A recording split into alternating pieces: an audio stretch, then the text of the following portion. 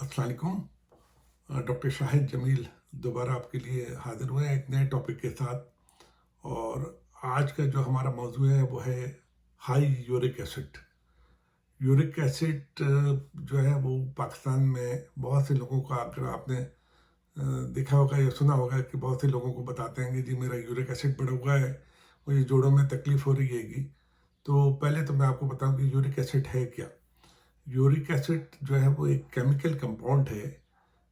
जब ब्लड में अगर एक चीज़ होती है प्यूरिन्स, प्यूरिन्स की ब्रेक डाउन बढ़ जाए तो फिर उससे यूरिक एसिड भी बढ़ जाता है।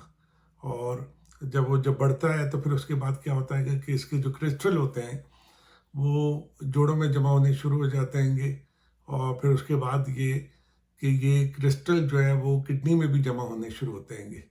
अब किडनी में जब जमा होते हैं और फिर जब ये जोड़ों में जमा होते हैं तो फिर ये अर्थराइटिस करते हैं या फिर ये कि गाउट करते हैं, यानी जोड़ों का दर्द शुरू हो जाता है। फिर जिसको अगर ये हम ये भी कह सकते हैं कि ये गठिया भी करते हैं। अब क्रिस्टल अगर इसी तरीके से जमा होते रहे किडनी में तो फिर ये स्टोन भी फॉर्मेशन शुरू कर देता है, जिसको हम यूरिक एसिड स्टोन भी कहते हैं। अब इस यूरिक एसिड नॉर्मली जो होता है वो आदमी में 3.5 से लेके 7.0 मिलीग्राम तक होता है। और फीमेल में जो है वो ये 2.6 से लेके 6 मिलीग्राम तक होता है। लेकिन एक चीज़ मैं आपको और बताऊं कि कुछ लेबॉर्ट्रीज में जो इनके केमिकल जो जो यूज़ करते हैं वो उनकी रेंज में थोड़ा सा फ़र्क हो सकता है। और लेकिन ये कि उसके साथ वो फिर उसका रेफरेंस रेंज और वो रिजल्ट भी लिख देते हैं कि क्या कितना नॉर्मल है कितना नहीं है। अच्छा, क्या वजह होती है कि ये यूरिक एसिड जो है वो बढ़ जाता है।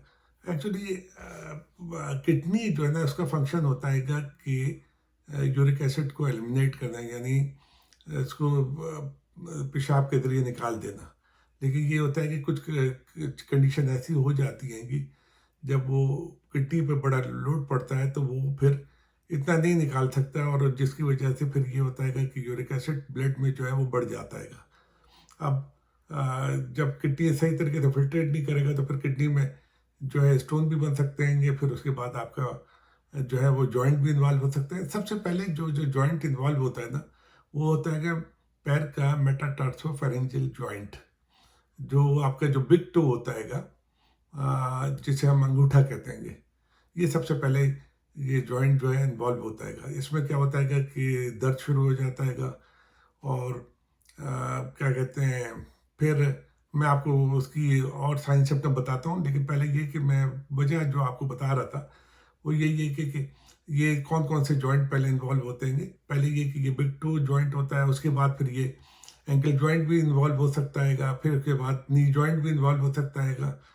जब नी जॉइंट इन्वॉल्व होता है तो हम कहते हैं कि जी गठिया हो गया है। साथ में फिर जो है रिस्ट जॉइंट भी इन्वॉल्व हो सकता है। फिर आपकी ये जो फिंगर्स हैं उन वो भी जॉइंट उसके इन्वॉल्व हो सकते हैं।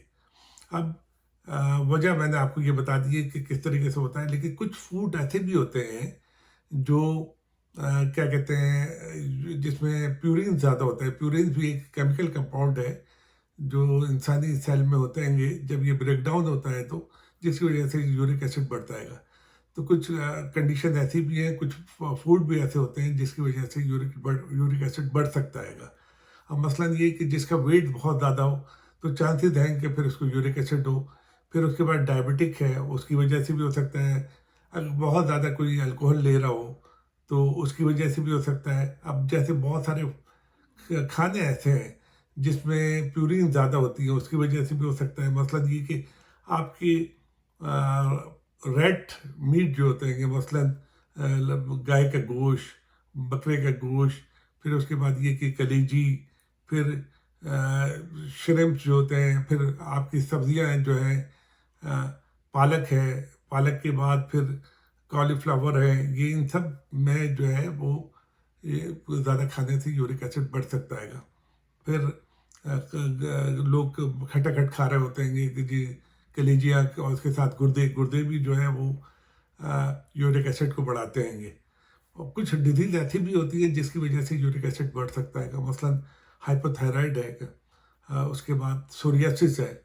अच्छा, फिर इम्यून सप्रेसिंग जो ड्रग्स होती हैं कि उसकी वजह से भी जो लोग खा रहे होते हैं, ज़्यादा HIV में लोग खा रहे हैं, या फिर ये जिनको इम्यूनिटी जिनकी कम हो रही होती है दवाइयों की वजह से, उनमें भी ज़्यादा चांसेस हो सकते हैं। अब क्या होता है कि इसके साइन सिम्टम क्या होते हैं कि सबसे पहले मैंने आपको बताया कि इसका जो बिग जॉइंट होता है फुट का, मतलब ये कि वो जिसको हम अंगूठा कहते हैं, बिग जो मेटाटार्सोफेरेंजियल जॉइंट भी कहलाता है, वो सबसे पहले इन्वॉल्व होता है। उसमें क्या होता है कि पेन, बड़ा सीवियर किस्म का पेन होता है। फिर उसमें स्वेलिंग शुरू हो जाती है, रेडनेस होता है।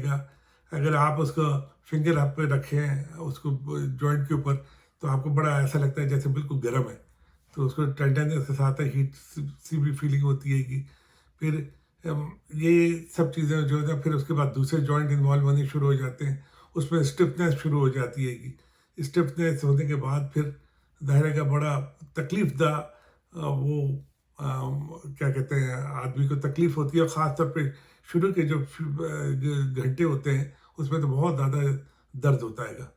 तो फिर ये आप कैसे डायग्नोस करते हैं? डायग्नोस मैंने आपको पहले बताया, सीरम यूरिक एसिड कराते हैं हम, उसके बाद एक्सरे कराते हैं। यूरिक एसिड में हमें पता चल जाता है कि ये नॉर्मल से कितना ज़्यादा है। तो जब ये चीज़ें जब पता चल जाती है तो फिर उसके बाद हम फिर इसका इलाज के लिए करते हैं। अब इलाज में क्या होता है कि पहले तो सबसे पहले एहतियात करनी पड़ती है। कि एहतियात में क्या आएगा कि आदमी पहले तो ये कि पानी ज़्यादा पिए, तकरीबन उसको 8 से 10 गिलास पानी रोज़ाना पीना चाहिए। उसके बाद ये कि अगर वो जॉइंट इन्वॉल्व है तो ज़ाहिर है कि उसको फिर रेस्ट करना पड़ेगा, क्योंकि वो इतनी तकलीफदा जॉइंट होता है, इतनी तकलीफदा दर्द होता है कि वो चल भी नहीं सकता। उसको रेस्ट करने से ये होगा कि एक तो इमोबिलाइजेशन होगी, वो जॉइंट हरकत नहीं करेगा, और जब हरकत नहीं करेगा तो उसको उसकी स्वेलिंग भी कम होगी, उसकी जो है दर्द भी कम होना शुरू होगा। फिर ये कि थोड़ा सा हम इसको क्या कहते हैं, जॉइंट को जो है वो थोड़ा सा जिस जॉइंट में दर्द है तो हम इसको उस फुट एंड को जो है ना वो एलिवेट कर देंगे। अगर सपोज कर ले कि बिग टो में है, मेटाटार्सोफेरेंजियल जॉइंट में है, या एंकल में है, तो हम उसको पैर को थोड़ा सा एलिवेट करेंगे ताकि उसकी स्वेलिंग भी कम हो। फिर कुछ मेडिसिन ऐसी होती हैं जिसकी वजह से दर्द यानी कम भी हो सकता है। मसला ये कि हम नेपरोक्सिन लेते हैं 500 मिलीग्राम BID, यानी 12 आवर्ली लेंगे। इंडोसिड है, इंडोमेथासिन जिसे हम कहते हैं, 25 मिलीग्राम की जो है वो दिन में 3 मरतबा हम लेते हैं। फिर उसके बाद ब्रोफेन है टैबलेट, 400 मिलीग्राम की दिन में 3 मरतबा लेते हैं। और ये सब दवाइयाँ हमें खाने के बाद लेनी चाहिए, क्योंकि ये मैदे को भी तकलीफ़ करती है। फिर एक चीज़ मैं और आपको बताऊं कि जितनी भी नॉन इन्फ्लेमेटरी एनर्जेटिक दवाई आएगी, नॉन स्टेरॉयडल इन्फ्लेमेटरी एनर्जेटिक दवाई जो है, ये ज़्यादा खाने से जो है ना ये किडनी को भी नुकसान करती है। तो एक लिमिट में आप ले सकते हैं। ये नहीं कि बहुत ज़्यादा आप दवाई ले रहे हैं और उसके बाद ये ना हो कि खुदा ना खासा वो फिर आपको नेफ्रोटॉक्सिक में कन्वर्ट कर जाए। फिर जब ये दर्द होता है तो उसके बाद हम स्टेरॉइड भी ले सकते हैं। स्टेरॉइड में हम प्रेडनिसोलोन लेते हैं 40 मिलीग्राम की, और फर्स्ट डे लेते हैं, फिर उसके बाद ग्रेजुअली जो है इसको टेपर करते हैं, और फिर शॉर्ट टर्म दे के उसके बाद बंद कर देते हैं। फिर कुछ दवाइयाँ यूरिकोसोरिक एजेंट कहलाते हैं, जो कि यूरिक एसिड को कम करते हैं। मसलन उसमें जो दवाई है वो उसमें हम एलोप्यूरिनॉल है, नो यूरिक है टैबलेट है। एलोप्यूरिनॉल जो है वो जिसको ज़ाइलोरिक कहते हैं, 100 मिलीग्राम की आती है। नॉर्मली जो है वो 300 मिलीग्राम की डोज होती है। और शुरू में आप इसको तकरीबन 2 हफ्ते 3 हफ्ते तक दें, उसके बाद फिर दोबारा फिर उसके बाद हम कहते हैं कि इसका ब्लड का सीरम यूरिक एसिड का दोबारा टेस्ट कराएं तो पता चलता है कि कितना कम हुआ। फिर साथ में हम जो है वो एहतियात भी बताते रहते हैं कि ये आप ये एहतियात करें, पानी ज़्यादा पिए, जो डाइट है जिसमें प्यूरिन ज़्यादा है कि वो मत खाएं। फिर तो एक चीज़ मैं और आपको काम की बताऊं कि रोज़ाना अगर एक गिलास पानी लें और उसमें अगर आप एक नींबू डाल के निचोड़ के पिएं तो ये है कि वो किडनी में स्टोन की प्रिवेंशन करता हैगा। यानी किडनी की स्टोन जो है ना वो कुछ बदान जो बन रहे होते हैं ना उसको रोकता हैगा। तो ये एक बहुत ज़रूरी हैगा।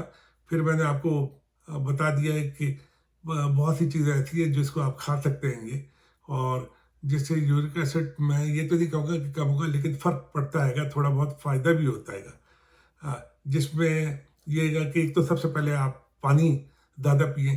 फिर मैंने आपको बताया कि लेमन आप लेते रहें। फिर आप लें कि बनाना जो है ना, केला जो है वो खा सकते हैं आप। फिर ऑरेंज, जितने भी साइट्रस फ्रूट हैं, ये यूरिक एसिड को फ़ायदा करते हैं कि इन चीज़ों का आप एहतियात करें। उसके बाद ये कि खीरा खीरा आप खा सकते हैं। तो ये सब चीज़ों का एहतियात कीजिए। आप जो अदरक खा सकते हैं।